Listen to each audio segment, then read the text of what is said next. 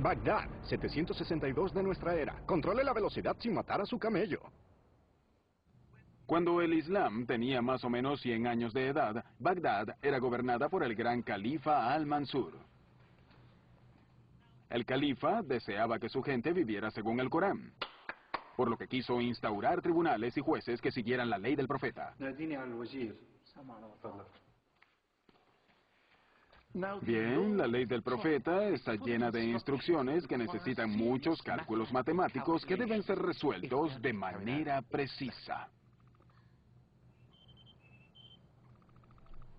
Por ejemplo, a diferencia del cristianismo, el Corán insiste en que las mujeres compartan las herencias.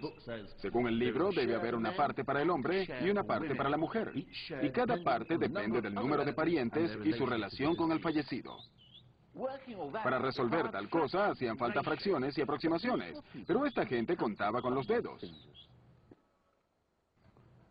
No es que no entendieran de aritmética compleja, solo que su sistema numérico no los ayudaba.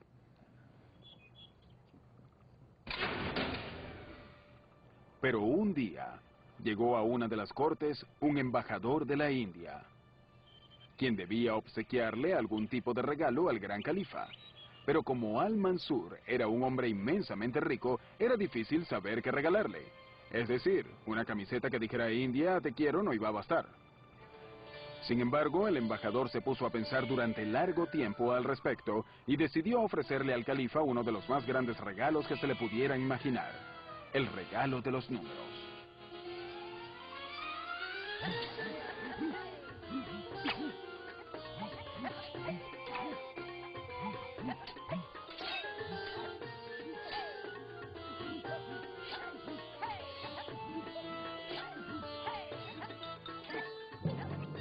En verdad, no sabemos con seguridad cómo fue que llegó el sistema numeral de la India al mundo islámico.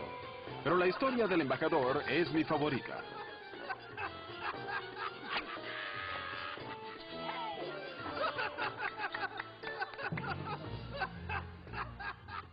Lo que sí sabemos es que los sabios musulmanes quedaron maravillados por el 0, el 1 y el resto del equipo. Y el más famoso de esos sabios era un hombre llamado Al-Khwarizmi. Al-Khwarizmi. Al-Khwarizmi. ¿Khwarizmi? Al-Khwarizmi. Al-Khwarizmi. Así es.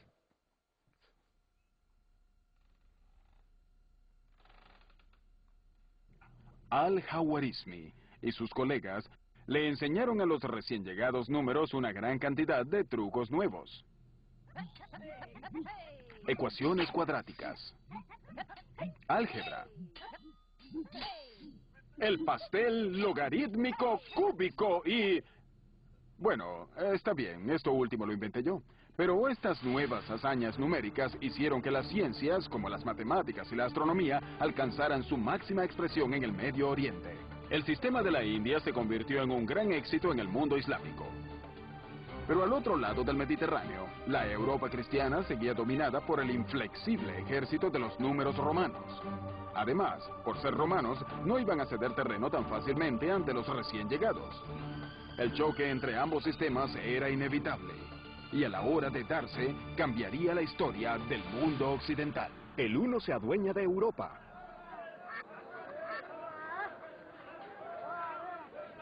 El principio del fin de los números romanos comenzó en las costas de África del Norte.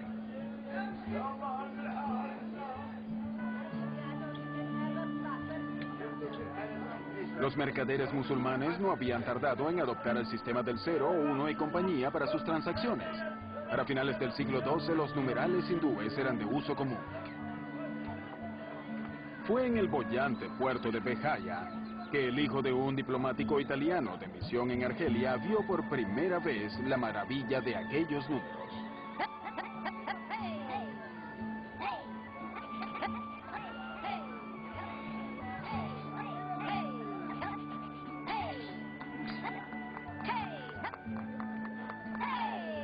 Cuando conocí el arte de los 9 símbolos de la India,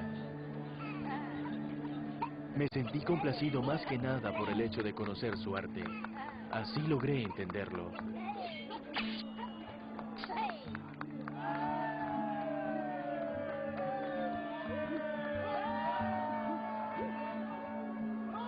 Aquel joven, conocido como Leonardo Fibonacci, quedó tan maravillado por los números hindúes que cuando volvió a casa decidió llevárselos con él. En 1202 escribió su famoso libro de cálculo llamado precisamente así, el libro del cálculo. Fibonacci es considerado uno de los grandes matemáticos de todos los tiempos, y su libro fue en su época una introducción al sistema numeral hindú. Pero Fibonacci no fue un teórico aislado de su entorno.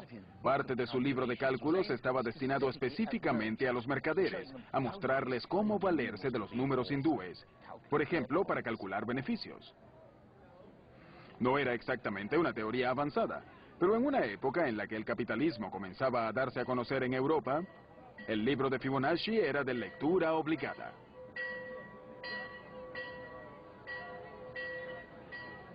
Por desgracia, la gente siguió sintiéndose cómoda con el antiguo sistema numeral. Después de todo, llevaban casi 1000 años contando con ellos. Los viejos números romanos no iban a hacerle la vida fácil a los recién llegados de la India.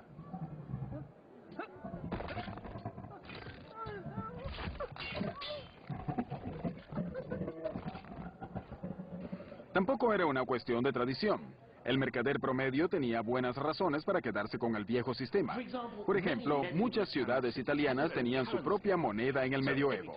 Cada vez que tuviera que ir a una ciudad nueva o a un nuevo plató con distintos extras y con distinta ropa, tendría que visitar al cambiador de dinero o a la banca, como se le llamaba. Una banca era una mesa para contar, provista de un ábaco con números y no con cuentas. Los que manejaban estas bancas o banqueros debían jurar que no iban a engañar a sus clientes. Imagínense si un juez se entera de que me engañó, vendrá a romperle la banca. Su banca quedaría rupta, es decir, rota, por lo que terminaría en bancarrupta, frase que origina la palabra bancarrota. Hola, ¿cuánto me da por esto? No estoy seguro.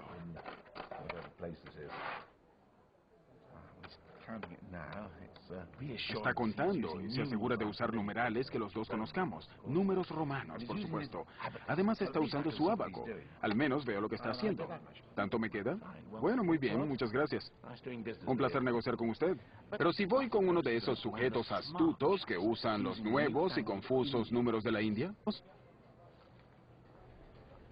Hola, ¿cuánto me da por esto?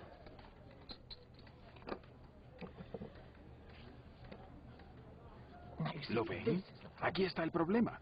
Como buen medieval, no tengo idea de lo que escribe. Con razón, la gente sospechaba. Si mi banco para mis cuentas en chino, hasta yo sospecharía. Gracias.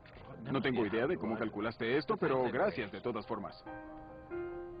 La desconfianza era inobjetable. En 1229, la ciudad de Florencia llegó al punto de prohibir que los mercaderes usaran los nuevos números en sus cuentas. Debían usar números romanos. Pero ningún número despertaba más sospecha que el socio del 1, el 0.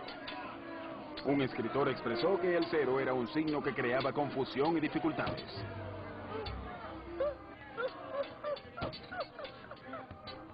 Al 0 se le llamaba cifra, y se le trató con tal nivel de sospecha que esa palabra devino en la denominación de código secreto o cifrado. De todas formas, los días del viejo sistema estaban contados, y supongo que la culpa la tiene la codicia humana. Los tradicionalistas que se aferraban al ábaco y a los números romanos nunca debieron calcular los intereses sobre los préstamos, porque para la Iglesia Católica era pecado cobrar intereses por un préstamo, el pecado de la usura. Con la Reforma Protestante, las iglesias suavizaron su posición ante los negocios. La resistencia cristiana al capitalismo de repente desapareció. Bien, en este nuevo ambiente de préstamos de dinero y cobro de intereses, ¿qué era más conveniente? ¿Los números de la India o el ábaco? Vamos a averiguar.